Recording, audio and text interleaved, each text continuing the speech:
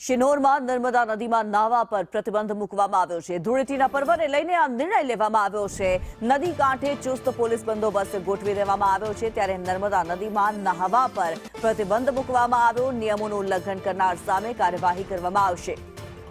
ધૂળેટીના પર્વને લઈને જે નિર્ણય કરવામાં આવ્યો છે, શિનોરમાં નર્મદા નદીમાં નાહવા પર પ્રતિબંધ મૂકવામાં આવ્યો છે। ધૂળેટીનો પર્વ છે અને શિનોરમાં નર્મદા નદીની અંદર નાહવા પર પ્રતિબંધ। નિલેશ પટેલ વધુ વિગતો જણાવી રહ્યા છે। નિલેશ, નર્મદા નદીમાં નાહવા પર પ્રતિબંધ મૂકવામાં આવ્યો।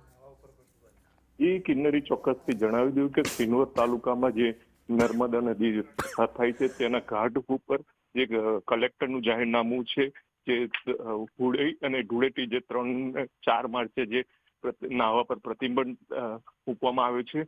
અને આ નદી કિનારાના ઘાટો અને આશ્રમો પર પોલીસ ચુસ્ત બંદોબસ્ત સાથે પોલીસ ગોઠવાઈ છે અને જે લોકો આવે છે એમને રોકવામાં આવી રહ્યા છે અને નદીએ નાહવા પર જવાનું રોકી રહ્યા છે।